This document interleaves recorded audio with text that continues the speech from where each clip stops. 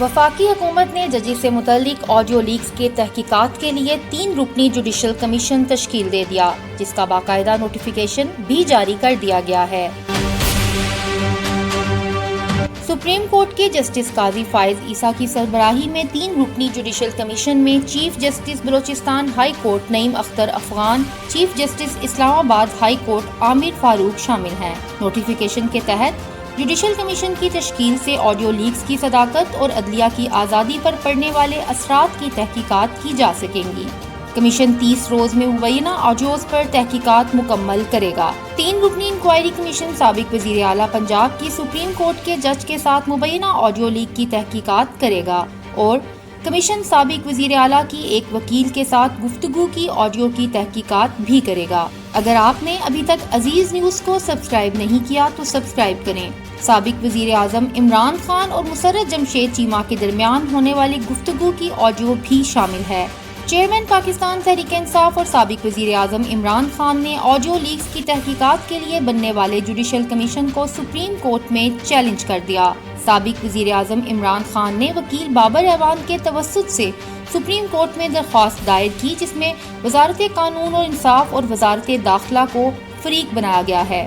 درخواست میں موقف اختیار کیا گیا ہے کہ چیف جسٹس کی اجازت کے بغیر جوڈیشل کمیشن کی تشکیل نہیں ہو سکتی اور اس کے لیے کسی جج کو بھی نامزد نہیں کیا جا سکتا۔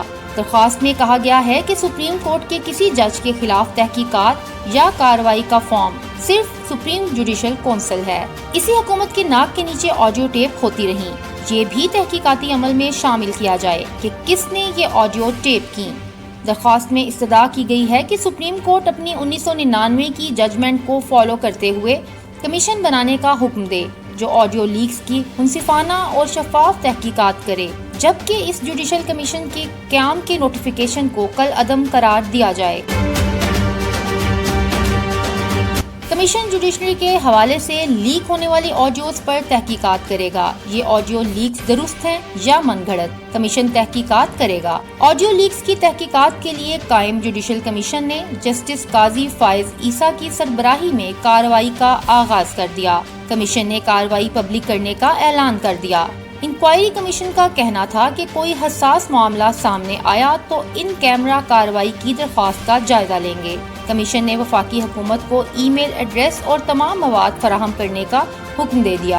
آڈیو لیکس کی تحقیقات کے لیے قائم جوڈیشل کمیشن نے کارروائی سپریم کورٹ اسلام آباد بلڈنگ میں شروع کر دی ہے۔ کمیشن میں سپریم کورٹ کے سینئر جج justice Qazi Faez Isa, Islamabad high court کے چیف جسٹس عامر فاروق اور chief justice Balochistan high court Naeem Akhtar Afghan شامل ہیں۔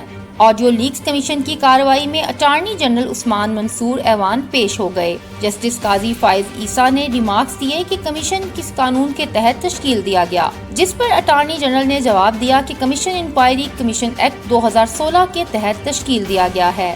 اعلیٰ عدلیہ کے ججز پر مشتمل جوڈیشل کمیشن نے آڈیو لیکس کے معاملے پر کارروائی پبلک کرنے کا اعلان کر دیا۔ جسٹس قاضی فائز عیسیٰ نے اپنے ریمارکس میں کہا کہ جن سے متعلق انکوائری کرنی ہے ان میں 2 بڑی عمر کی خواتین بھی شامل ہیں۔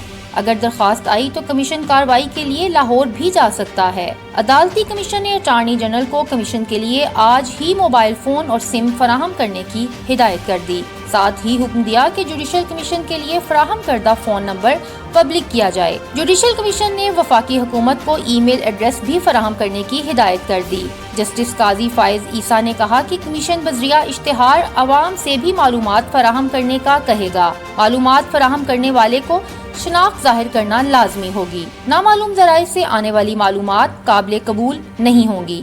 جوڈیشل کمیشن نے حکومت سے تمام آڈیو ریکارڈنگ طلب کر لی۔ وفاقی حکومت تمام مواد بدھ تک فراہم کرے۔ تمام آڈیوز کے ٹرانسکرپٹ بھی ذمہ دار افسر کے دستخط کے ساتھ فراہم کرنے کی ہدایت کی گئی ہے۔ کمیشن نے کہا کہ ٹرانسکرپٹ میں غلطی ہوئی تو متعلقہ افسر کے خلاف کارروائی ہوگی۔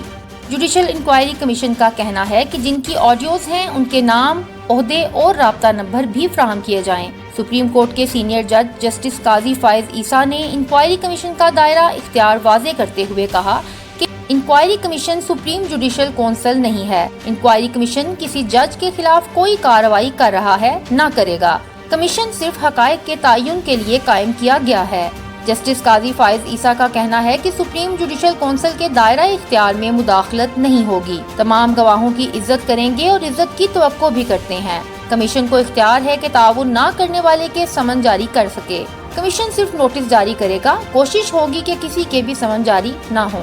انہوں نے مزید کہا کہ حکومتی افسران کے پاس پہلے ہی انکار کی گنجائش نہیں ہوتی، عوام سے معلومات فراہمی کے لیے اشتہار جاری کیا جائے گا۔